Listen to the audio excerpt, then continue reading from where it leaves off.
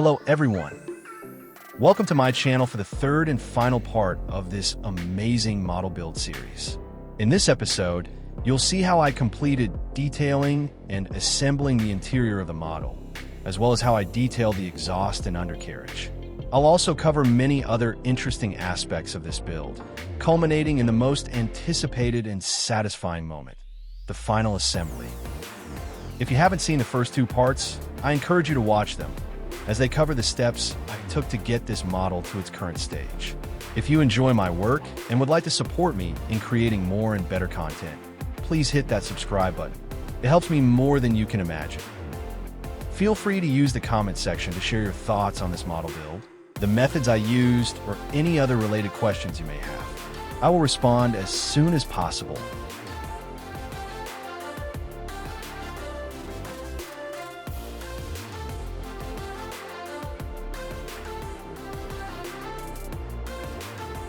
The first few minutes of this video focus on detailing the exhaust. For this model, I decided to try painting a heat stain, as this is a sports car and it will add a great look to the exhaust. To achieve a realistic heat stain effect, I used four colors: clear yellow, clear purple, clear blue, and bronze. I began by applying smooth lines of clear yellow using a 0.2 needle on my airbrush, with the compressor set at 1.5 bars of pressure. I aim to create a smooth yellow line at the end of each area where I wanted the heat stain to appear. Next, I applied clear purple using the same airbrush settings, followed by clear blue. After finishing the heat stain, I sprayed a light coat of bronze to achieve a slightly darker color for the exhaust.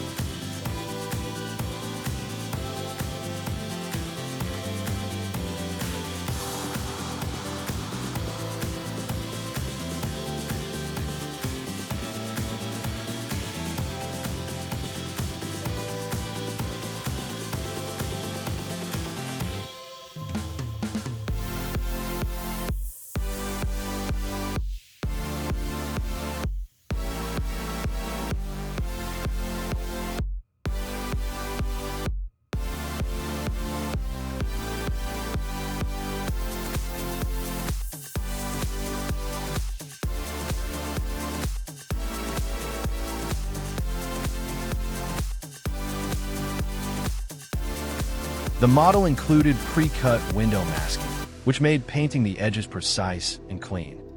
This feature saved me a significant amount of time, as cutting and applying masking tape on the clear parts can be quite tedious. I placed all the masking stickers in the locations indicated in the guide, carefully following the contours of the windows. This task demands patience and a steady hand to ensure everything is applied correctly in its designated position.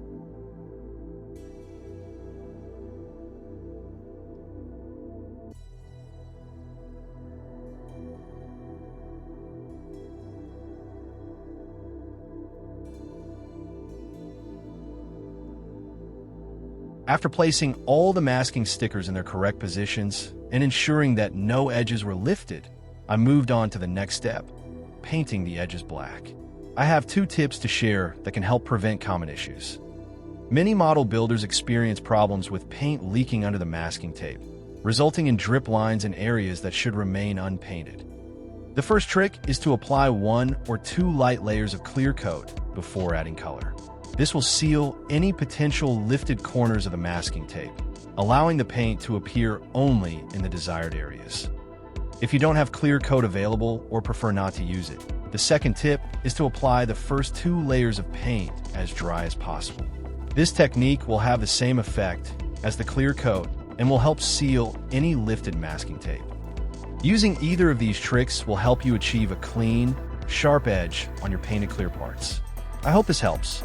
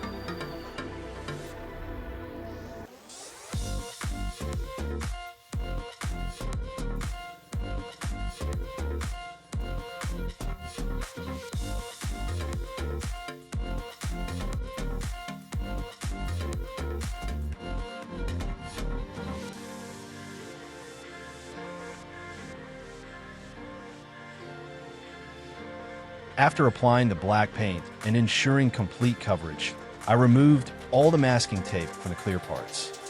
I then reused the masking from the side windows on the interior side, as that area needs painting as well. I highly recommend removing the masking tape as soon as you're finished painting, as glue residues can appear and may scratch the part during removal.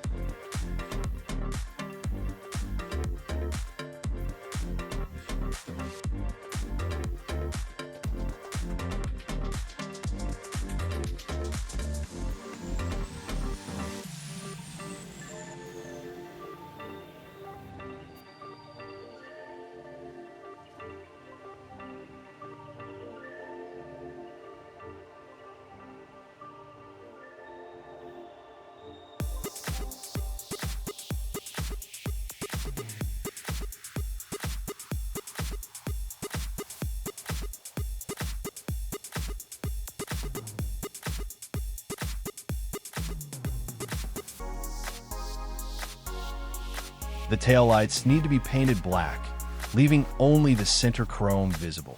To achieve this, I decided to use a masking marker pen to cover the center and the lines that should remain chrome.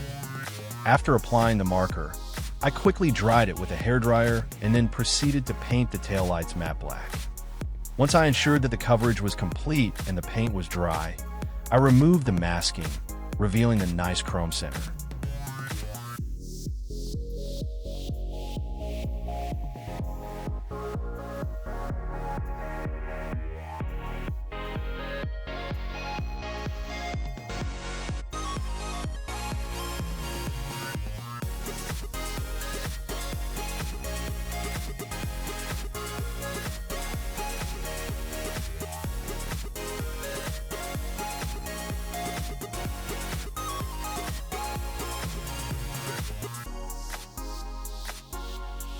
I separated the braking rotors from their sprue and prepared them for painting by sanding down all contact points from the sprue.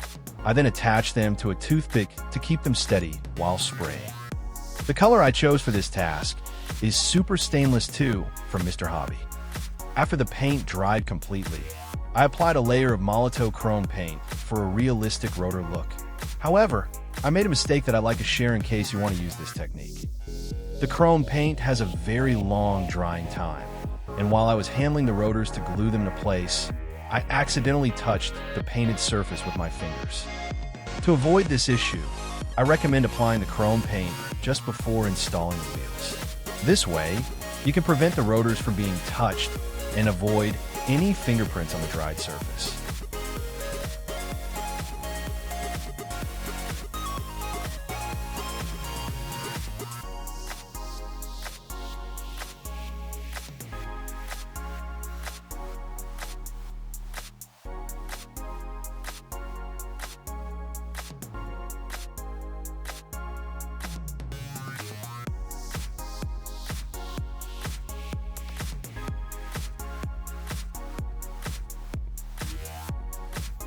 For the brake calipers, I chose to paint them in a clear red to achieve a candy red color. Before spraying the calipers, I masked the rotors with a liquid mask to avoid painting the rotor surface. The final result looks amazing, and I think they will look incredible on this model.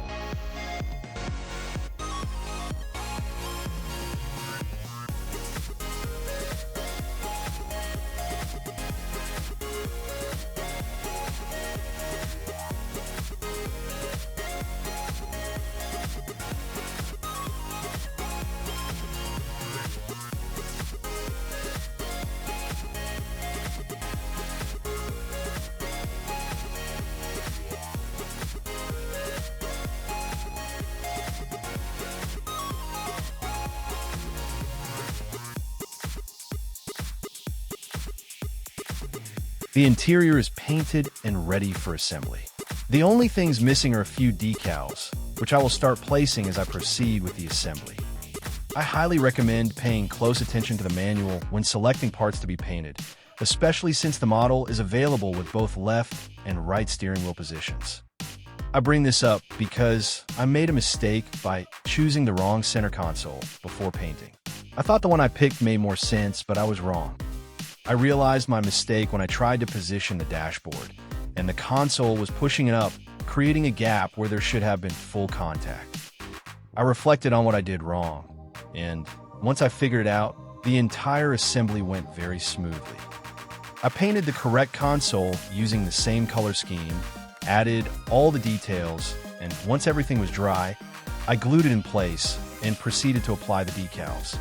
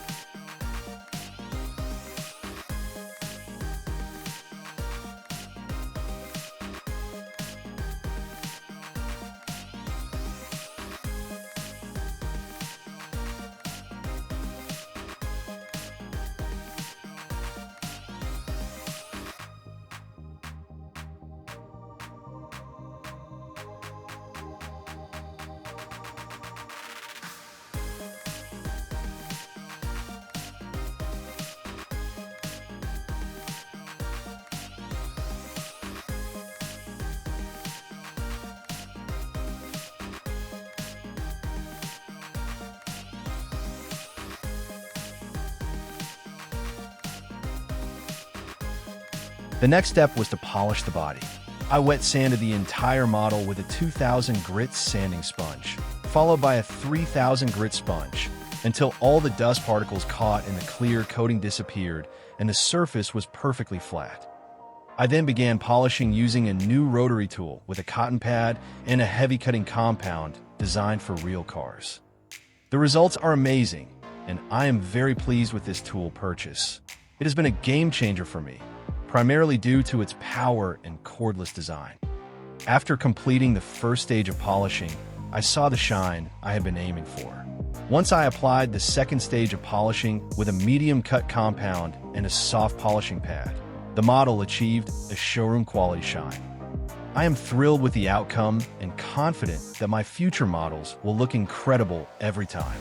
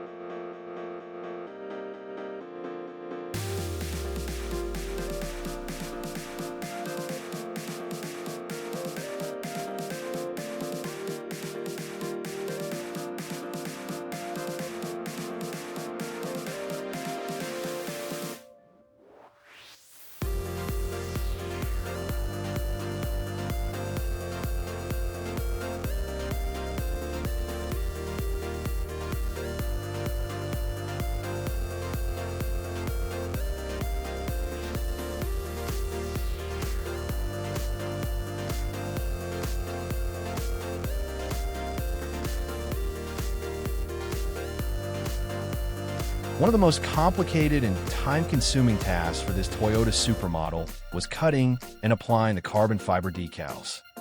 The manual suggests painting the aerodynamic components, such as the diffuser, side skirts, and spoiler, black. However, I didn't like this idea and searched online for more detailed photos of the actual car. I discovered that these elements should be carbon fiber.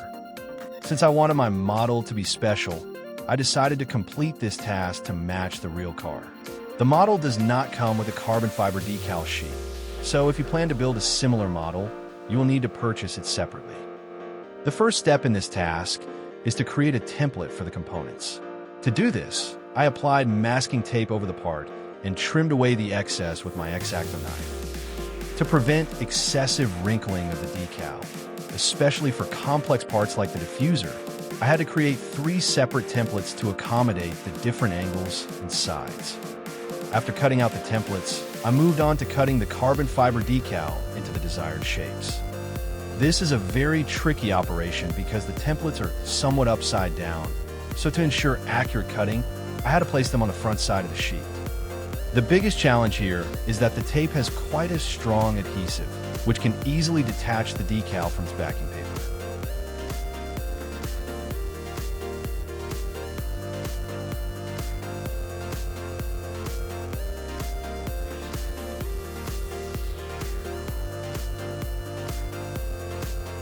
After carefully removing the masking tape from the carbon decal, I proceeded to the next step, applying the decals to the parts.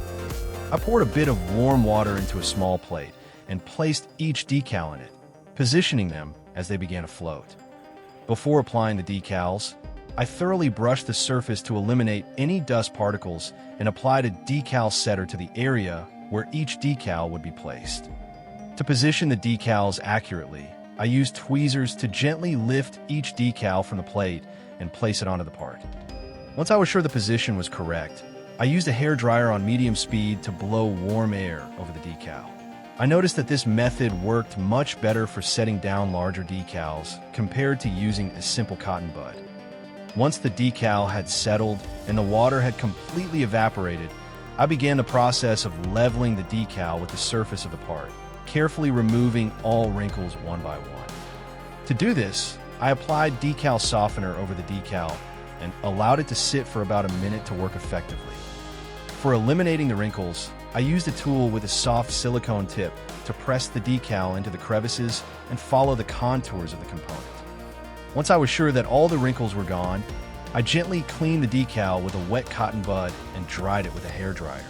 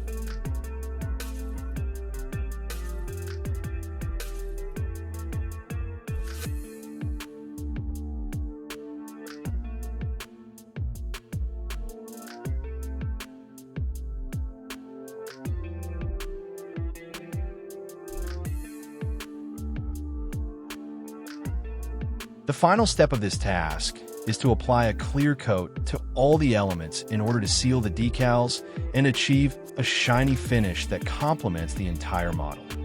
For this, I used the super clear coating from Mr. Hobby. The result is fantastic and will look remarkable on this model.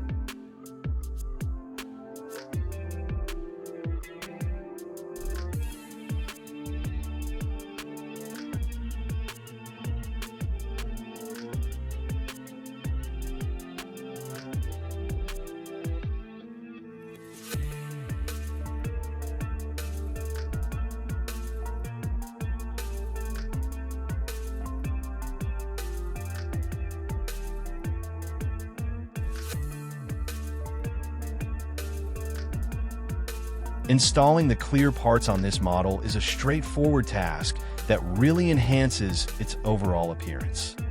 Each window is designed to fit perfectly into its designated slot, providing ample space for a secure and neat gluing process.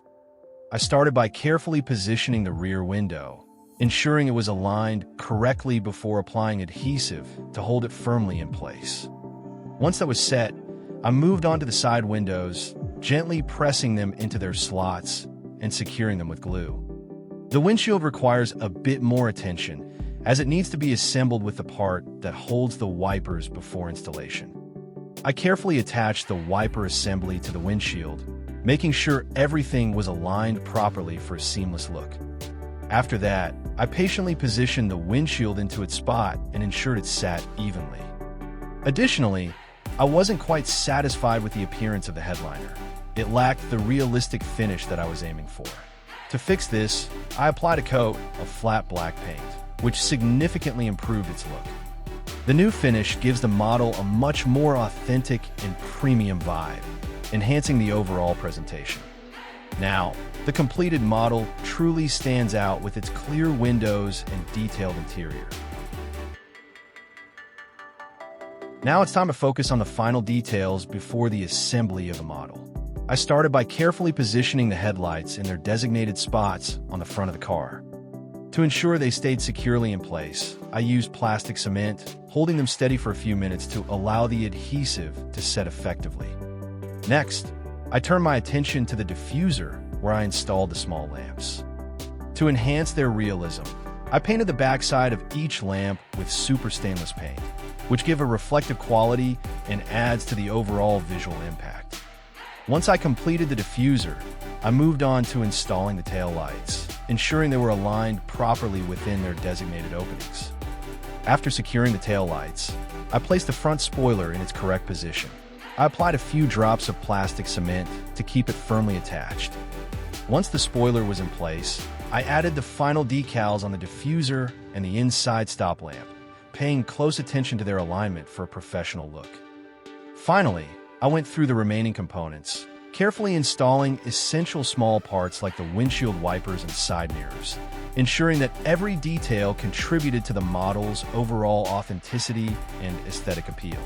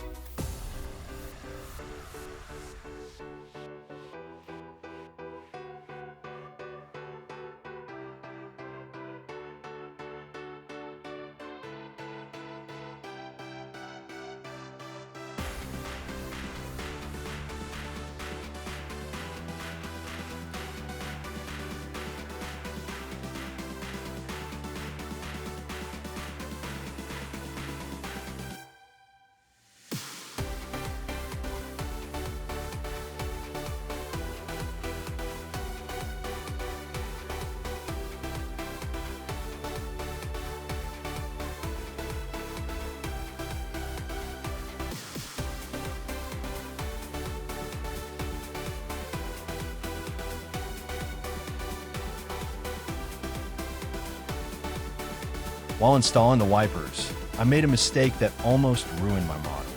I didn't want to use plastic cement to glue them in place because I was concerned it might leak onto the clear part and damage it.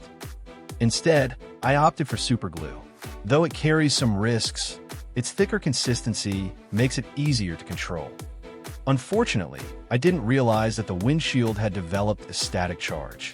As soon as I approached it with a toothpick to apply the glue, a fine line of glue was attracted to the clear side, making it look terrible. Fortunately, after sanding the area gently with a 3000 grit sponge and polishing it, it ended up looking as good as new. Now my model looks incredible.